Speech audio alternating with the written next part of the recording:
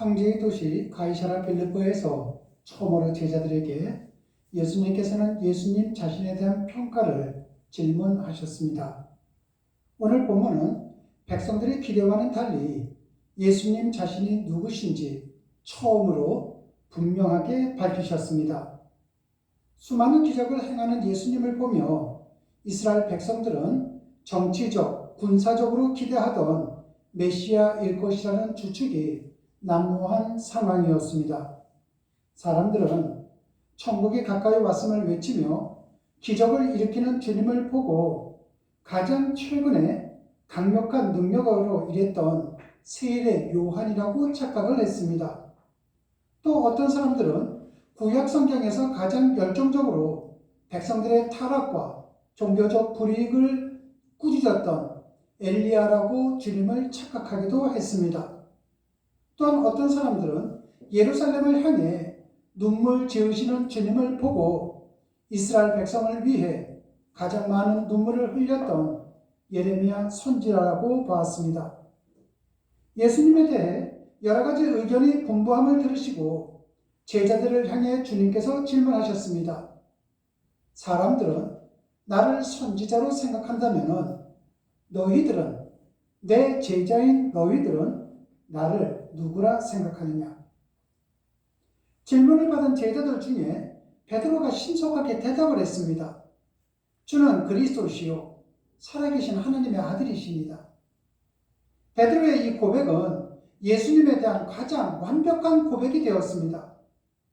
베드로의 고백을 들으신 주님께서 베드로에게 복이 있다고 칭찬하시며 베드로가 상상하지도 못한 천국 열쇠를 주겠다고 말씀하셨습니다.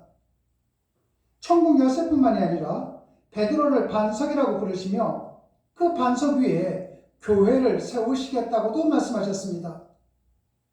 주님께서 반석 위에 교회를 세우시겠다는 것은 베드로의 고백 위에 교회를 세우겠다는 말씀입니다. 그러므로 이 땅의 모든 교회는 예수님을 그리스도이시며 살아계신 하나님의 아들이심을 고백하는 그 믿음 위에 세워지며 세상으로부터 하나님 나라 가운데로 부르심을 입은 사람들로 구성된 모임이 교회가 되는 것입니다. 베드로의 신앙 고백을 들으신 주님께서 비로소 당신이 이 땅에 고난받는 종으로 오셨음을 선포하시게 됩니다.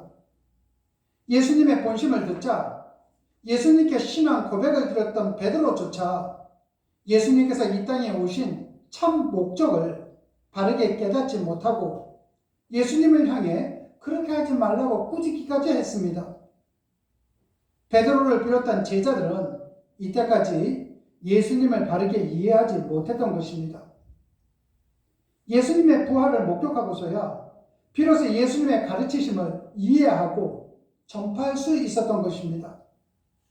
예수님을 온전히 이해하지 못하는 제자들을 향해 우리 주님께서는 제자들 역시 주님께 순종하며 순환 당할 각오를 가져야 한다는 사실을 힘주어서 가르쳐 주셨습니다.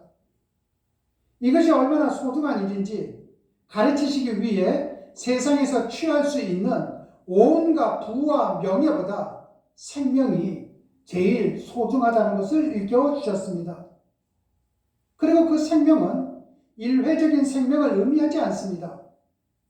주님께서 말씀하신 생명은 아버지의 나라에서 영원히 누리게 될 영생을 말하는 것입니다. 사랑하는 성도 여러분, 우리가 예수님을 믿는 목적이 무엇입니까? 영생을 얻기 위함입니다. 그럼에도 불구하고 영생과는 무관하게 이 세상의 것을 얻는 것을, 이 세상에서 누리는 것을 하나님의 은혜라고 착각하며 살아갈 때가 얼마나 많습니까? 그러나 그렇지 않습니다. 우리 주님께서 주시는 말씀은 생명의 말씀이고 우리 주님께서 주시고자 하는 나라는 영원한 영생을 누리는 하나님 나라입니다. 이러한 비밀을 깨달은 자로 우리를 부르시고 새 해를 허락하셨는데 그리스도 안에서 우리가 그 은혜를 누리고 깨닫고 그리하여 하여 하나님이 주시는 새, 진정한 새해를 우리 모두 다가 누리는 복의 주인공들이 되시기를 주님의 이름으로 축원합니다. 기도하시겠습니다. 사랑해 주님 감사합니다. 베드로처럼 우리도 주님은 그리스도시요 살아계신 하나님의 아들이심을 진심으로 고백하며 살아가기를 원합니다. 우리의 고백이 입술의 고백이 아니라 삶의 고백이 되기를 원합니다. 이러한 우리의 고백을 받아주시옵고 우리가 영원을 사모하는 참 그리스도인으로 살아갈 수 있도록 도와주시옵소서. 주님 고맙습니다. 예수님 이름으로 기도드렸습니다. 아멘.